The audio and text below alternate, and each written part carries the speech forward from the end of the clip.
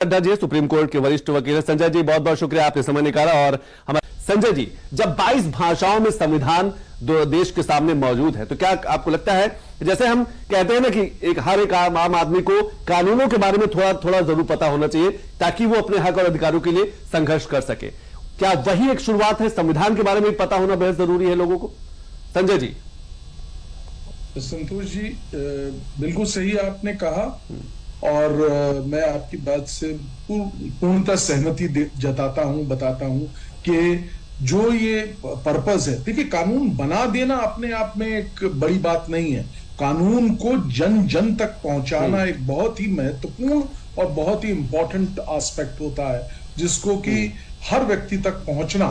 देखिए संविधान का अगर ज्ञान होगा, नीचे की श्रेणी में जो लोग हैं, जो दूर हैं, जो दिल्ली से बहुत दूर हैं और शक्ति में भी काफी पीछे हैं और दबे हुए हैं, कुचले लोग हैं, जब उनको अपने अधिकारों का ज्ञान होगा तभी ना वो अधिकारों के बारे में बात उठाएंगे। तो निश्चित तौर पे ये एक बहुत इंपॉर्टेंट एस्पेक्ट है। जैसा आपने कहा 22 भाषाओं में, आज बल्कि 2 भाषाओं में और पार्लियामेंट में प्रोग्राम चल रहा था, तो 2 भाषाओं में उसका अनावरण भी किया गया।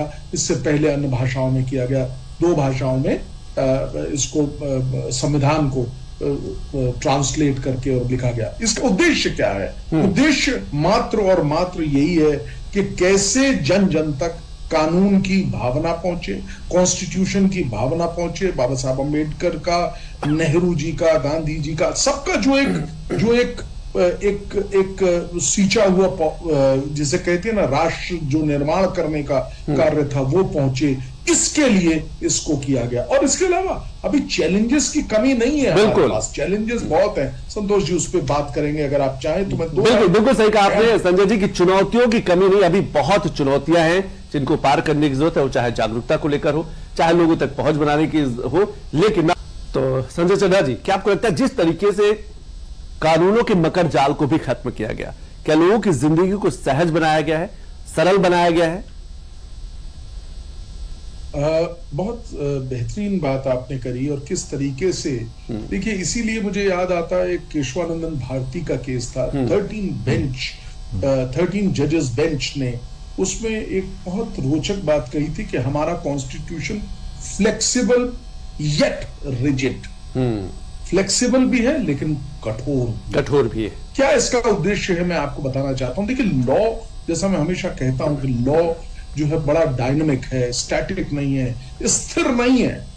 लॉ समय के अनुसार बदलता है, सेवा के लिए समर्पित रहता है, सोसाइटी की जो नीड्स हैं उनको केटर करने का प्रयास करता है लॉ। अब इसका मैं कई मायने हो सकते हैं, कई चीजें जो उस वक्त नहीं थी और आज के खास तौर के टेक्नोलॉजी कैसे बढ़ रही है। आप संतोष जी इस चीज से बहुत अच्छी तरह वाकिफ हैं, किस तरीके से कंप्यूटराइजेशन हुआ है, किस तरीके से डिजिटलाइजेशन हुआ है।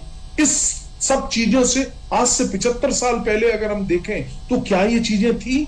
नहीं। लेकिन फिर भी उनके एब्सेंट के बाद भी वो कॉन्स्टिट्यूशन बना और आज भी वो कॉन्स्टिट्यूशन परिपक्व है, मजबूत है और स्टैब्लिश्ड है, स्ट्रांगली स्टैब्लिश्ड है हम सब लोगों के समक्ष। कैसे? इतने टेक्नोलॉजिकल चेंजेस के बाद कैसे समर्पित है? ये दर्शाता है फ्लेक्सिबिलिटी ऑफ आवर कॉन्स्टिट्यूशन। कैसे हमने तरतीबवार चलते हुए जब जिस चीज की आवश्यकता हुई तब हमने 106 से ज्यादा बार इस कॉन्स्टिट्यूशन को अमेंड किया, संशोधन किया। आप ये देखिए, ये दर्शाता है कि कितना लचीला भी है और रिजिड भी है।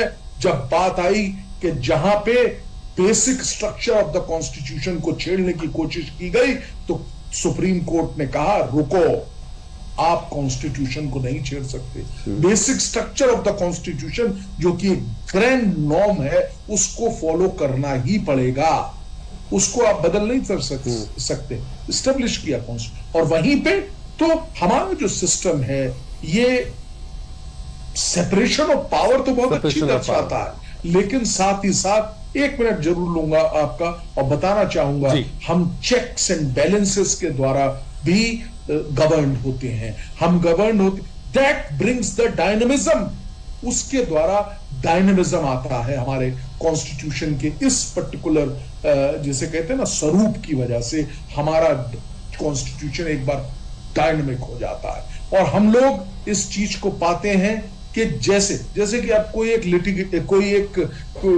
एग्जीक्यूशन कोई भी एक एग्जीक्यूटिव एक कोई ऑर्डर पास करता है जो कि उसकी क्षमता से परे है, वो जुडिशियल पावर है, तो उसी वक्त जुडिशरी बीच में आती है कि ये गलत है। सिमिलरली अगर कोई निर्णय, एक लाइन और बोलूंगा, अगर कोई लॉ पास किया जाता है जो कि कॉन्स्टिट्यूशन से या किसी भी तरीके से कॉन्स्टिट्यूशन में निहित सिद्धांतों से परे है, तो जुडिशरी को अधिकार है कि उसमें उसको रोक ले। और इसी प्रकार से अगर जुडिशरी कोई ओवर पावर करती है तो नया लॉ बना के सरकार जो है, बिल्कुल, और शायद ये संतुलन है, यही संतुलन है।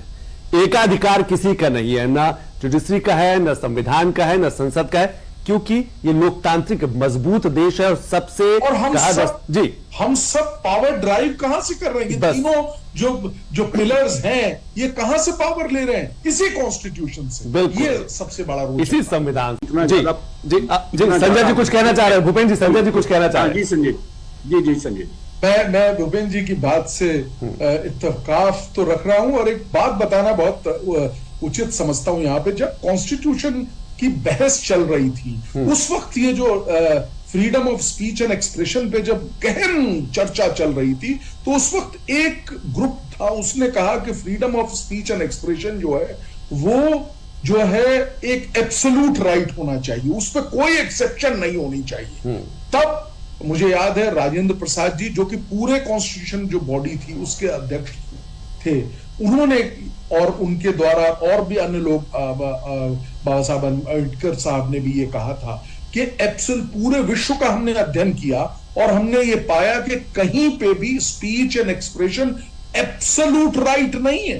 आप स्पीच, अगर आज मैं यहां बैठ के और कटु शब्द बोल दूं संतोष जी के बारे में और वो कुछ नहीं कर सकते क्योंकि मेरा फ्रीडम ऑफ स्पीच है, नहीं, ऐसा नहीं हो सकता। संतोष जी को अधिकार है, अगर मैं कोई गलत बात करूंगा तो वो मेरे ऊपर केस कर सकते। तो इसलिए वो रीजनेबल रिस्ट्रिक्शंस का पहरा दिया गया और कहा गया कि अगर फ्रीडम ऑफ स्पीच का राइट है तो वो एब्सोल्यूट नहीं है, उसमें रीजनेबल रिस्ट्रिक्शन होगा। संजय जो आप बात कह रहे हैं मैं उसको डिनाई नहीं कर रहा हूं। जितने आप देखिए ना, आपने अभी कहा 100 से ज्यादा अमेंडमेंट हो चुके हैं और आपको मालूम है किस प्रकार इमरजेंसी के दौरान किस प्रकार कॉन्स्टिट्यूशन में क्या चीजें ऐड की गई जिनकी रिक्वायरमेंट नहीं थी, क्योंकि हमारी कल्चर जो है, हमारी वे ऑफ लाइफ अपने आप में सेकुलर है। हम सर्वधर्म समभाव की बात करते हैं, विश्व शांति की बात करते हैं ना। बिल्कुल, तो उसका विश्व हमारा घर है, हम ये कहते हैं। नहीं, लेकिन वासुदेव कुटुंब। नहीं, मेरा सिर्फ ये कहना है कि आप देखिए ना, इस सब के बावजूद ये कहा गया है, आप अगर कॉन्स्टिट्यूशन की वो पढ़ेंगे प्रोसीडिंग, उसमें कहा गया है कि इन शब्दों की आवश्यकता ही नहीं थी क्योंकि ये इनबिल्ट है, हमारी सोसाइटी के अंदर इनबिल्ट है, तो इसकी आवश्यकता नहीं थी। आप क्यों हाईलाइट करना चाहते? आप जिस शब्द को भी हाईलाइट कर रहे हैं उसके ही अगेंस्ट आप काम कर रहे हैं। बिल्कुल, मैं आपके पास आऊंगा, रुद्र जी से समझने की कोशिश करूंगा। संविधान को मैं जितना भी आप पढ़ लो उतना ही कम है, क्योंकि एक एक लाइन, एक एक शब्द के कई बड़े मायने हैं। मैं रुद्र जी इसी सवाल के साथ आऊंगा। देखिए, ये वही वाली बात है कि फिर से कहूंगा कि संविधान से ही ये उनको अधिकार भी मिला बोल रहे हैं, लेकिन निश्चित तौर पे जागरूकता बढ़ेगी इससे।